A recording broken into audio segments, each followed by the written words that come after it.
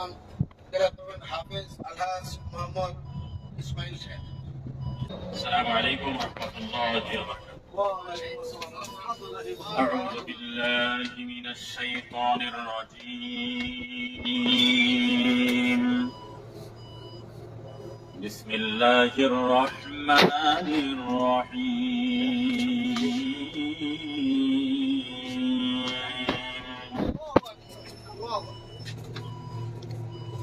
يوم نقول لجهنم هل امتلأت وتقول هل من مزيد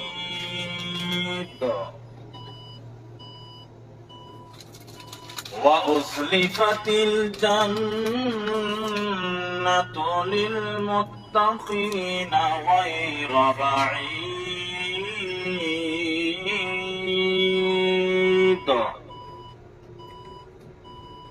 هذا ما توعدون لكل أواب حفيظ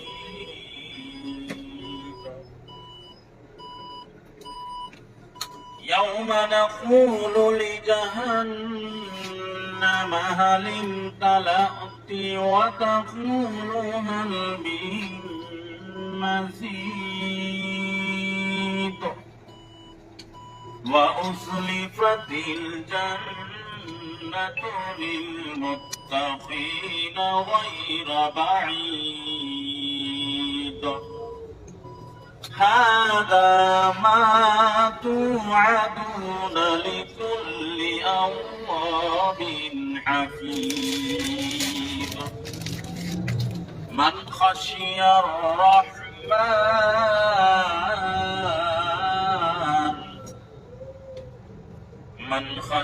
الرحمن بالغيب وجاء بقلب منيب ادخلوها بسلام ذلك يوم الخلود ادخلوها بسلام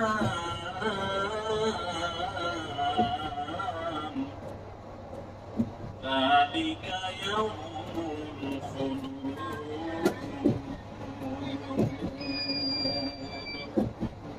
صدق الله العظيم. السلام عليكم ورحمة الله وبركاته.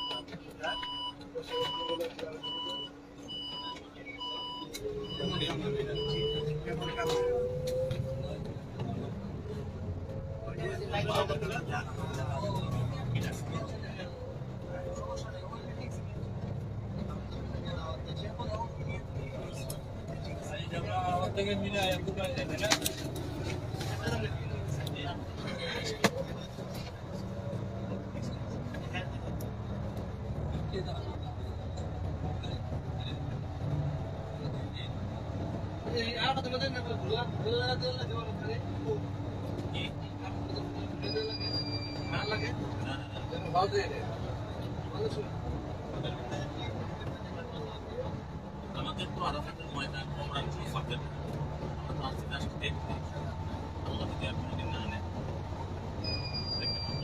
দেখে যদি আসলে পরে আরাফাতের ময়দানে অবস্থান করতে হবে আরাফাতের দিন হচ্ছে হজের অনেক বড় बस देखते हैं गाड़ी से और उतार मैंने दिखाई दी मदीना से कान्नाकाटी करे दुआ करे এখানে कुर्बानी करने का जो उम्र है बस इधर ये भाई सुमन भाई सुमन भाई বলেন নাকি বা সুগম ভাই আনালে তো আমি দেখা করতেছি না বুঝলেন না কিন্তু ভাই প্লিজ আলহামদুলিল্লাহ একটা কথা বল মাইকটা বললেন আমি এই যে ভিডিওতে যাবো। ভাই এই যে লন। এই যে হাজি সাহেবরা এই যে লন লন। মাইকটা না মাইকে কোন হাতের ডান দিকে দেখেন একটা ওয়াল দেখতেছেন ওয়াল আস্তে আস্তে বলেন, আস্তে আস্তে আস্তে। আস্তে আস্তে হাতের ডান দিকে দেখেন একটা ওয়াল দেখছেন না ওয়াল দেন এটা হচ্ছে পানির নহর। সামনে এটা হচ্ছে নহর বুঝছেন পানির নহর। এটা নহর বাদশাহ হারুনুর রশিদের স্ত্রী হজ করতে এসে যখন থেকে হাজিদের এত কষ্ট পানির জন্য বুঝছেন হাজিরা পানি বানা তখন শুধু সেই ইরাক থেকে খনন করে এই নহর পানির নহর মানে খাল খনন করে এই আরাফাতের ময়দান পর্যন্ত আনছিল এবং এটা বাদশাহ হারুনুর রশিদের স্ত্রীর যে দেড় মোহর ছিল এই দেড় মোহরের টাকা দিয়ে সে এই নহর করছে এখন পর্যন্ত আছে 135 কিলো। তবে পানি শুয়ে গেছে 135 কিলো নহর বুঝছেন এটা বাদশাহ হারুনুর রশিদের স্ত্রী অনেক গণ্যমান্য মহিলা ছিল এটা অনেক হাজিটা তো নাই মরলে আমরাও জানি না বুঝছেন কিন্তু আমি এটা জানি এই জন্য আপনাদের দেখালাম জানলাম আরে ইসলাম প্রতিষ্ঠার জন্য নারীদের যে অবদান, এটা বাদশাহ হারুনুর রশিদের স্ত্রীর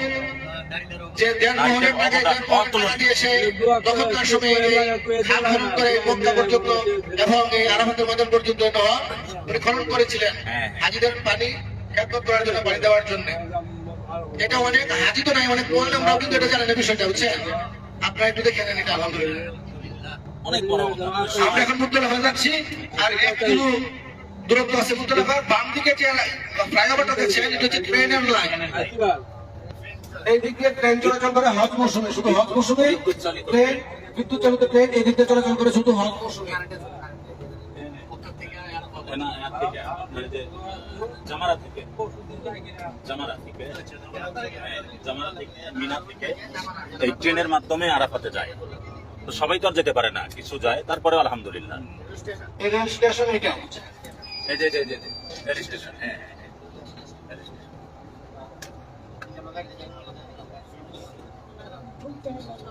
রেল স্টেশন। এই পুরোটাই ছিল পাহাড় কাটিয়ে ঠিক আছে। হাতের ডান দিকে দেখেন যে লাল লাল রাস্তাটা হাতের ডান দিকে লাল রাস্তাটা এটা হচ্ছে মুক্তলাফা এখানে হাজিরা রাত্র স্থাপন করে মাগরিব এবং এশা নামাজ একসাথে এখানে আদায় করে মাগরিব মাঠে জি জি।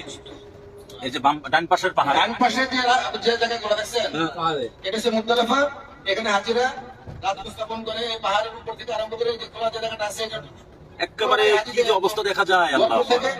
এখান থেকে পাথর নিয়ে যায় হাজিরা এখান থেকে পাথর নিয়ে যায় শয়তানকে পাথর নিক্ষেপ করে